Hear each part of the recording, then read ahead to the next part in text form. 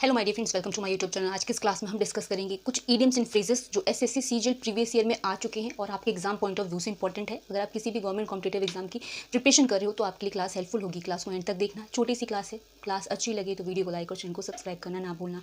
Without wasting time अपनी class को start करते हैं। So the first idiom is to play ducks and drakes. कभी भी ऐसा ईडियम आए आपके एग्जाम में, क्योंकि एसएससी सीजीएल मेंस में आया हुआ ईडियम है, इसका मतलब होता है कोई भी चीज़ बर्बाद करना, टू यूज़ रेकलेसली, यानी बिना ध्यान दिए किसी भी चीज़ को लापरवाही से खत्म करना, उसका इस्तेमाल करना, उसको बर्बाद करना क्या कहलाता है? To play ducks and drakes कहलाता है। इन टर्म्स ऑफ ईडियम इसका मतलब होता है कोई भी चीज़ बर्बाद करना। ठीक है, एसएससी सीजीएल में आया हुआ है, मेंस में ये ईडियम, सो इंपॉर्टेंट है। नेक्स्ट देखो, cost N arm and a leg. कभी ये ईडियम आए, इसका मतलब होता है वेरी एक्सपेंसिव, जो बहुत महंगी चीज़ें होती है उसके लिए ये ईडियम यूज़ होता है। Cost N arm and a leg यानी महंगी चीज़ें या आप वस्तुएं भी कह सकते हैं। नेक्स्ट है गेट आउट ऑफ हैंड। अब इसका मतलब आप समझ भी सकते हो, जो चीज़ें हाथ से निकल जाती है, जैसे होता है ना कि अब वो तुम्हारे हाथ में नहीं है, वो हाथ से निकल गई चीज़ है, तो उसको हम क्या कहते हैं कि हमारे नियंत्रण से बाहर हो जाना। गेट आउट ऑफ कंट्रोल जिसको बोलते हैं, यानी जो चीज़ें आपके नियंत्रण में ना हो। जैसे हम कोई गुस्सा भी होता तो कहता है कि आपका बेटा हाथ से निकल गया है, या तो बेटी निकल गई है, या तो कोई भी ऐसी चीज़ है जो आपके हाथ में नहीं है, तो क्या कह सकते हैं उसके लिए? गेट आउट ऑफ हैंड, जिसको हम आउट ऑफ कंट्रोल भी कहते हैं। नेक्स्ट है पुल समवन्स लेग। अब आपने देखा होगा कि हिंदी में कोई बोलते हैं कि वो तुम्हारी टांग खींच रहा है, तो इसका मतलब क्या है कि वो आपका मजाक उड़ा रहा है। तो ये मुहावरे हैं, हिंदी में भी है, इंग्लिश में इसको इडियम्स बोलते हैं, तो सेम मतलब है। पुल समवन्स लेग का मतलब जोक विद समवन, यानी किसी के साथ हंसी मजाक करना, उसका मजाक उड़ाना क्या कहलाता है? पुल समवन्स लेग, यानी मजाक बनाना या तो मजाक उड़ाना। नेक्स्ट ईडियम है पुल योरसेल्फ टुगेदर। इसका मतलब होता है काम डाउन, यानी थोड़ा शांत हो जाना, क्या कहलाता है? पुल योरसेल्फ टुगेदर। कभी ये ईडियम आए थोड़ा आपको याद करना पड़ेगा। काम डाउन जिसको बोलते हैं, या जिसको हम क्या बोलते हैं? शांत रहना बोलते हैं। Next idiom in the pink. In the pink idiom का मतलब होता है जब हमारी हेल्थ अच्छी हो। ठीक है, इन द गुड हेल्थ, या तो जब हम बोलते हैं हम स्वस्थ हो, तो उस स्थिति को मतलब मुहावरे के थ्रू अगर हम बोले या ईडियम के थ्रू बोले तो इन द पिंक कंडीशन बोलते हैं। इन द पिंक मतलब स्वस्थ होना। नेक्स्ट है bolt from the blue. Bolt from the blue का मतलब कोई भी अनएक्सपेक्टेड डिजास्टर या अनएक्सपेक्टेड कोई इवेंट हो रहा है, यानी मतलब होता है ना, अप्रत्याशित कोई घटना हो गई या अचानक से कोई घटना हो गई, उसको हम बोल्ड फ्रॉम द ब्लू कहते हैं। एंड अनएक्सपेक्टेड डिजास्टर जिसको आकस्मिक घटना कहते हैं। अब देखो आगे के idioms. Means out of the woods. Out of the woods का मतलब होता है जब कोई भी समस्या से बाहर आ जाए। ठीक है, जिसको हम क्या कहते हैं? No longer in trouble. कोई भी जो अब समस्या से बाहर आ गया है उसको हम क्या कहते हैं? आउट ऑफ द वुड्स, यानी परेशानी से बाहर निकलना।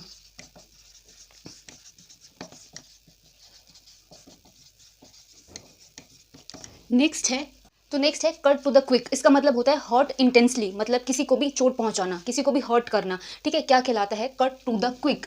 आपको थोड़ा लर्न करना पड़ेगा, ये सारे ही एसएससी सीजीएल मेंस वाले ईडियम्स हैं। ठीक है, अगर आपके एग्जाम में आए थोड़ा सा लर्न कर लेना। कट टू द क्विक का मतलब किसी को भी चोट पहुंचाना या तो उसको आघात पहुंचाना। नेक्स्ट है ended in smoke. Ended in smoke का मतलब आपने कुछ भी काम करा, उसका रिजल्ट कुछ भी नहीं आया, मतलब जिसका रिजल्ट जीरो आए, जिसको हम कहते हैं यील्डेड नो रिजल्ट, यानी कोई भी परिणाम ना निकलना, क्या कहलाता है? एंडेड इन स्मोक कहलाता है, यानी कोई भी नतीजा ना आना।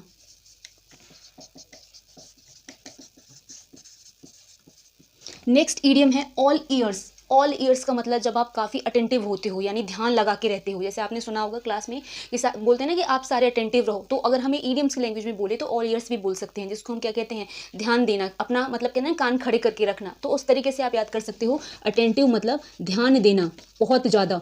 नेक्स्ट है वॉक द टाइट रोप। अब आपने देखा होगा कि कई जैसे रोड साइड पर कहीं ऐसा दिखाते हैं जो रस्सियों पे चलते हैं, तो वो स्थिति कैसी होती है? बहुत ज़्यादा नाजुक होती है, गिरने का भी डर होता है। तो वॉक इन द टाइट रोप का मतलब होता है बी वेरी कॉशियस, बहुत ध्यान देने की जरूरत है। वो बहुत ही ज़्यादा नाजुक स्थिति वाली जो स्थिति होती है उसको हम इडियम्स की टर्म्स में बोल सकते हैं वॉक द टाइट रोप, जिसका मतलब होता है नाजुक परिस्थिति से गुजरना। नेक्स्ट ईडियम है स्पीक वॉल्यूम्स। स्पीक वॉल्यूम्स का मतलब होता है गिव इनफ प्रूफ, जिसमें हम कहते हैं किसी को भी ठोस सबूत देना। जैसे होता है ना कि कोई भी ऐसा क्राइम है या कुछ है, तो उसको प्रूफ करने के लिए हमें कुछ ठोस सबूत की जरूरत पड़ती है, तो उसको हम स्पीक वॉल्यूम्स बोल सकते हैं इन टर्म्स ऑफ ईडियम, जिसको हम क्या बोलते हैं? गिव इनफ प्रूफ, यानी ठोस सबूत देना। नेक्स्ट है स्वॉलन हेडेड। स्वॉलन हेडेड का मतलब होता है कंसीटेड, और इस वर्ड का मतलब होता है जो काफ़ी घमंडी हो या तो अभिमानी हो। तो सीधे तौर पर कभी भी आए स्वॉलन हेडेड, जिसका आप याद कर सकते हो जो हमेशा से इसका सर फूला रहे, मतलब गुस्से से रहे, या तो अपने प्राउडी रहे, एरोगेंट रहे, या घमंडी जिसको बोल सकते हैं, वो होता है। देखो आगे की idioms. So the next is playing with fire. Playing with fire मतलब आग से खेलना, जैसे कोई भी चीज़ खतरा मोल लेना। जैसे आपने हिंदी में भी सुना होगा ना कि मतलब ये काम तो आग से खेलने के बराबर है, यानी कोई भी चीज़ जिसमें बहुत ज़्यादा रिस्क हो वो ले लेना काम को करने के लिए, जिसको हम क्या कहते हैं, टेकिंग अ ग्रेव रिस्क, यानी हिंदी में बोलें तो खतरे से खेलना। नेक्स्ट ईडियम है टर्न्ड और डेफ ईयर। जैसे आपने सुना होगा, आपको कभी कभार कोई इंस्ट्रक्शन देता है, आपको पसंद नहीं होता तो क्या करते हो आप, बिल्कुल अनसुना कर देते हो, ध्यान नहीं देते, तो वही है, ठीक है। डेफ ईयर, डेफ मतलब होता है बहरा बन जाना, ठीक है, या तो बहरा, तो इसका मतलब कभी भी आए तो इसका मतलब होता है ध्यान ना देना या तो अनसुना कर देना, किसी भी चीज़ को नेग्लेक्ट कर देना। नेक्स्ट है under his nose. Under his nose का मतलब होता है बिल्कुल उसके सामने से, जैसे होता है ना कि उसके नाक के सीध से चीज़ चली गई, मतलब क्या होता है कि कोई भी ऐसा काम जो किसी के सामने से हो जाए और उसको पता ही ना चले, इसका मतलब क्या है, right in front of him, मतलब सामने से, सामने से कोई चीज़ हो जाना क्या कहलाता है, अंडर हिज नोज कहलाता है in terms of idioms. Next है throw in the towel. Throw in the towel का मतलब होता है, टावल का मतलब होता है जब हम हार स्वीकार कर लेते हैं, यानी अपनी हार को मान लेना, जिसको हम क्या कहते हैं, एडमिट डिफीट, क्या कहलाता है, थ्रो इन द टावल, ठीक है। इसका मतलब होता है हार स्वीकार करना। नेक्स्ट है एज क्लियर एज मड। अब मड क्या होता है, कीचड़। कीचड़ कभी क्लियर नहीं हो सकती, इसको आप इससे याद कर सकते हो, जो चीज़ें समझने में से परे हो, जो चीज़ समझ से परे हो, वो क्या कहलाती है, as clear as mud. Impossible to understand, जो चीज़ समझने से ना समझी जाए, यानी समझ से परे जो चीज़ होती है, ऐसी चीज़ें जिसको समझना मुश्किल हो, उसको हम क्या कहेंगे, एज क्लियर एज मड कहेंगे इन टर्म्स ऑफ ईडियम्स। नेक्स्ट है डांस टू समवन्स ट्यून। अब आपने सुना होगा ना कि वो व्यक्ति तो किसी और के इशारे पे नाचता है, तो वो हिंदी में जिसको बोलते हैं वो इंग्लिश में यही हुआ।